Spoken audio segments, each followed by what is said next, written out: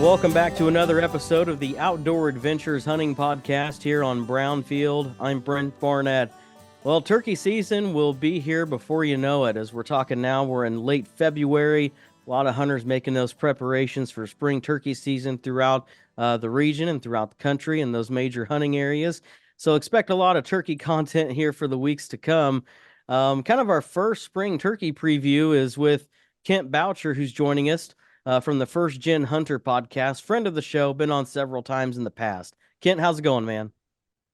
Doing great, Brent. I'm over here in my state where I grew up, which is in Illinois, and we're doing a little podcast tour with Oxy, where I work, Oxy Native Seeds, and we're recording some episodes for the Prairie Farm podcast. So we're doing good out here. Yesterday we met with Chase Burns from the Land Your Ground podcast. Chase is he's a like recreational and farm ground real estate agent. And then we met with a really good friend of mine, Luke Fritch, who's a fifth generation farmer. And today we're going to go meet with Jake Hofer from Exodus Outdoor Gear and the Land Podcast, and also Judd McCollum from Working Class Bow Hunter. And it's just been a ton of fun to go on this trip with my coworker Nicholas and see another part of the country.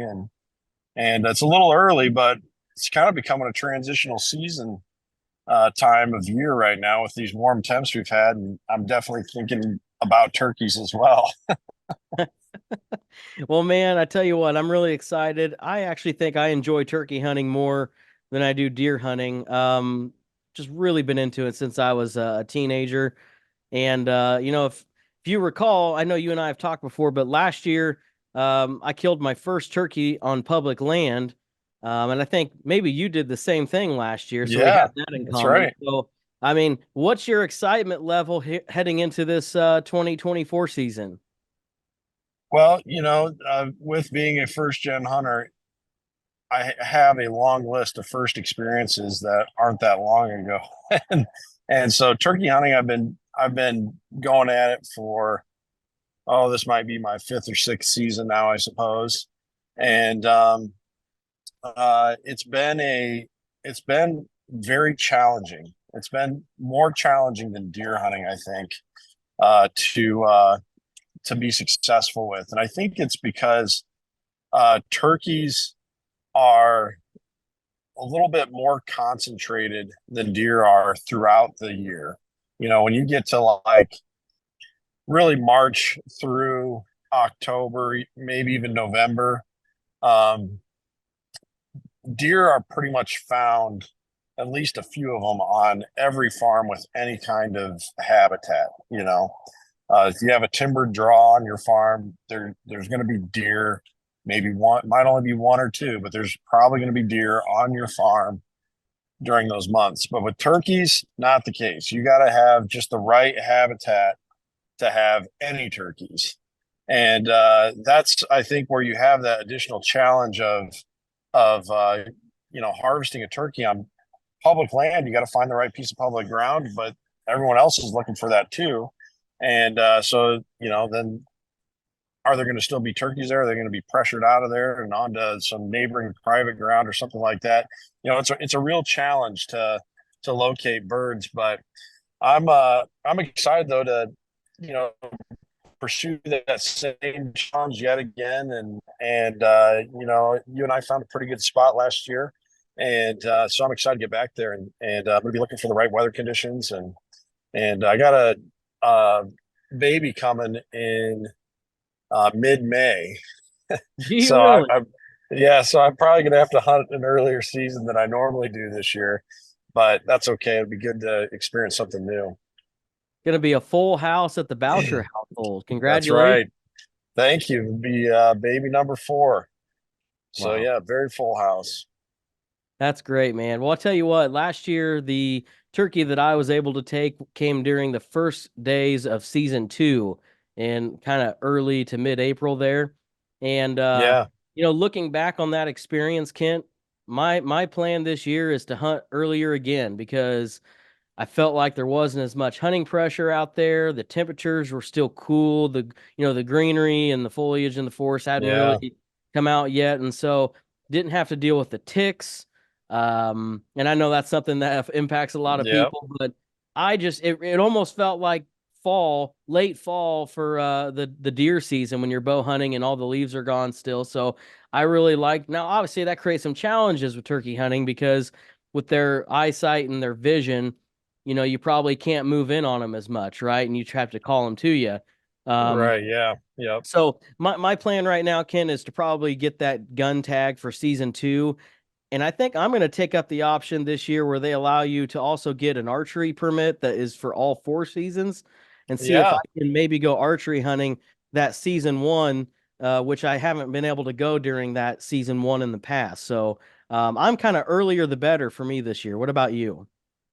Yeah, you bring up some good points there, and if I remember correctly, I watched your video on YouTube of that hunt, which was, if listeners haven't seen it, they should definitely go check it out. It's some great Thank footage.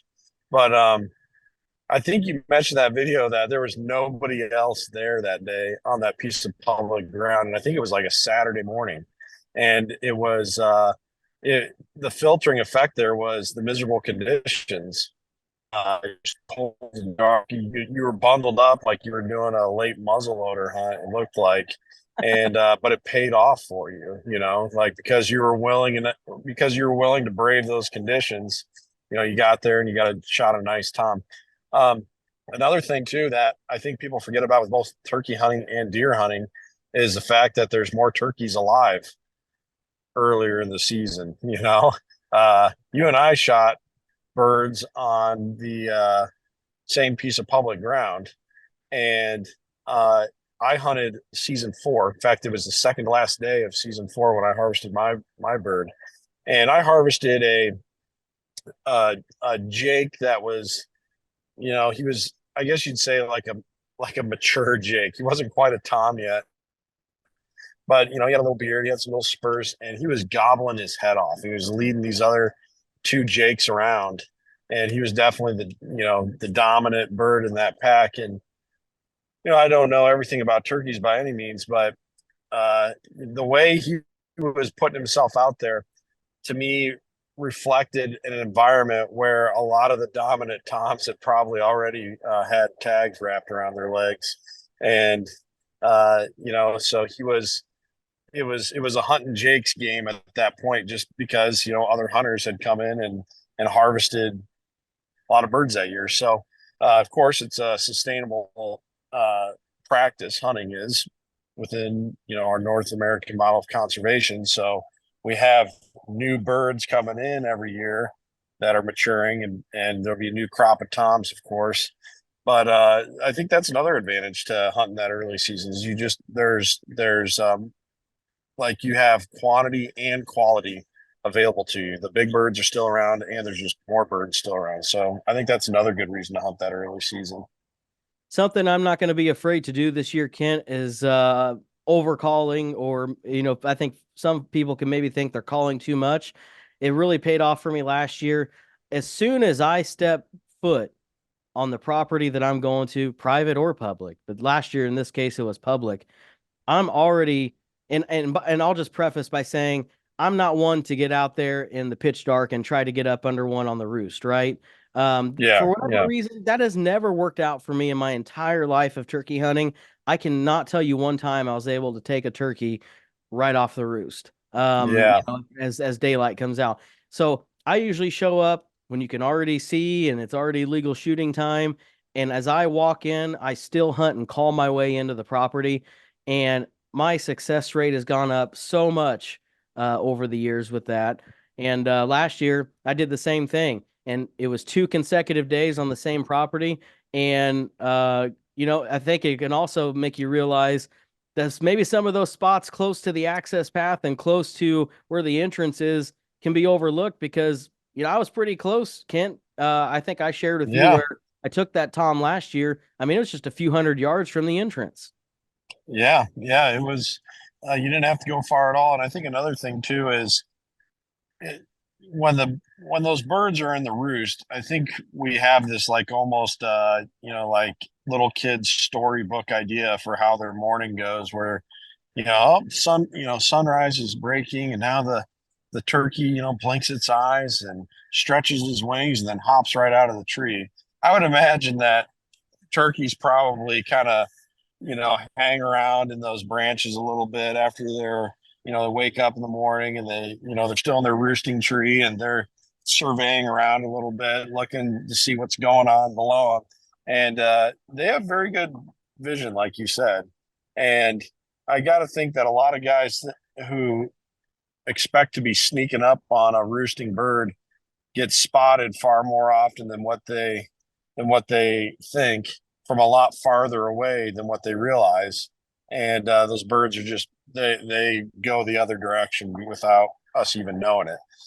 And so when you wait for them to be on the ground, I think you kind of level the playing field with the as far as vision goes.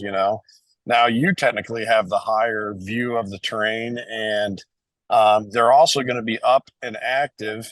And since it is their breeding season, you're going to be hearing some calling already, probably, and you can kind of zero in on where they are, especially if there's some other. Like last year, when I killed my bird, there was a massive thunderstorm that was moving in. You might remember it was that day in May where there were some tornadoes in the area, and I got in there about 30 minutes before. I mean, it had to be a couple inches of rain fell, and the thunder that was kind of rolling in the distance was causing all of these shot gobbles. So I knew right where these birds were when I walked in, and I could see what was going on. I could kind of still hunt my way in. You can also look for sign like tracks, and really help yourself out figuring out where these birds are, and then setting up in a good spot, an advantageous spot to call, or even lay out some decoys and call. And so that's what I did, and it paid off for me as well. So I think you bring up a good point there with, and some people, though, it's just kind of fun to try and sneak up. I got a friend named Heath Rayfield who I'd put that guy up against any other turkey hunter around. He's a guide and avid turkey hunter down in both North and South Carolina. And what he likes to do if he's going to set up near a known roosting spot is he'll take his hat off his head, and he'll slap it on his leg a few times to make it sound like a turkey flapping its wings or something.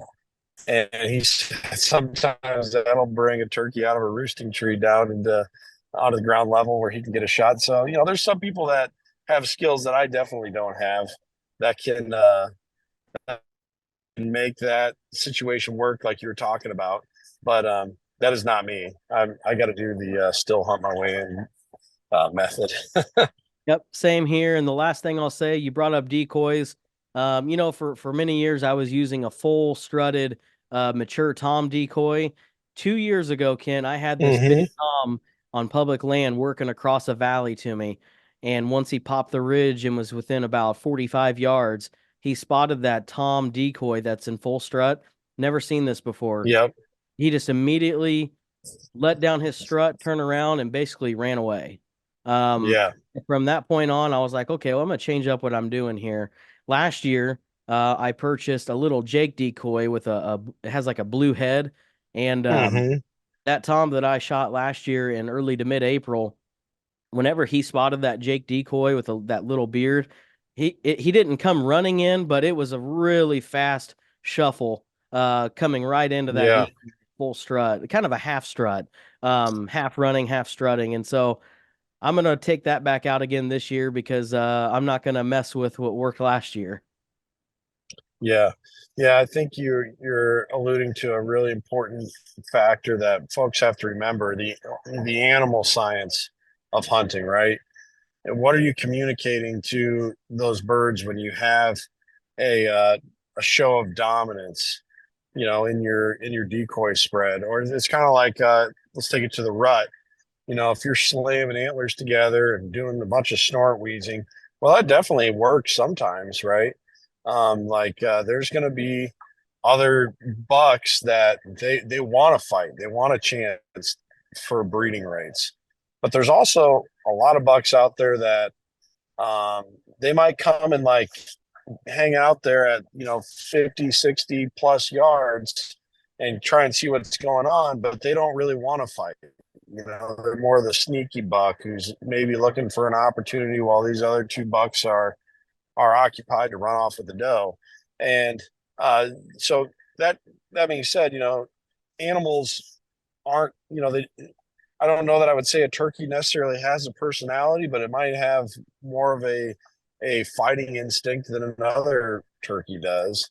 And it's important to keep that in mind when we're doing things like calling or laying out decoys.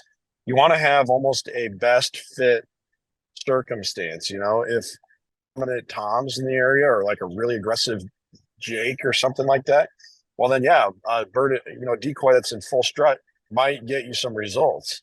But if you haven't observed that, then it's probably better to go with like a more mild approach, like you did with your jake decoy, or even put a couple jakes and maybe a hen decoy out there, something like that, where it might seem like, okay, there might be a little bit of competition here, but it's just a couple of jakes. I'm a big old tom, I can go in there and I can win that hen. You almost have to like try and put yourself in the shoes of the animal sometimes to take advantage of those. I haven't hunted elk, but I've listened to a lot of guys talk about elk hunting, and they talk about, hey, in certain areas it's not even worth calling because there's so much calling that's gone on that the animals have responded to that. And it's just another example of like, you got to know what's going on in the animal's mind or with it, what's their instinctive response to the stimuli and the environment around them, and try and adjust your approach to match that. It sounds like that's what you did, and obviously it paid off for you. So one other thing with decoys, Heath Rayfield taught me this, and this is probably a basic thing that your listeners already knew, but it was a total game changer for me in helping me get my first turkey, was to never try and call a bird downhill. Always try to call a bird uphill. And I'd never heard that before. But the reasoning that I later heard other turkey hunters like, yeah, because if they're above you, then they can see you. So kind of going back to that roosting idea, their vision is good enough to where their attention's being drawn your way from your calling and from your decoys. But then if they see this kind of blob sitting 20 yards back off those decoys that they haven't seen there before, it makes them suspicious, and they might come in and kind of stay around at the fringe 100-yard mark or something. But we really need them to commit and to get into that 30 to 40 yard max range, and even tighter is better, of course. And calling them uphill helps again by giving you the vision advantage, and use your cover, your natural cover that you have too. Tuck in behind a tree or at the base of a tree and have a good camo game going with a mask and all that. Can't really appreciate the time as always. How can listeners stay connected with your First Gen Hunter podcast? Yeah, well, thanks for having me, Brent. It's always an honor to come on your show. Love talking with you. Look it up on any podcast listening app that you tune into, Apple Podcasts, Spotify, Google Podcasts, iHeart, or you can go to Podbean. It's hosted on there as well. And I also have some articles. I'm trying to get more active with my website again, which is firstgenhunter.com.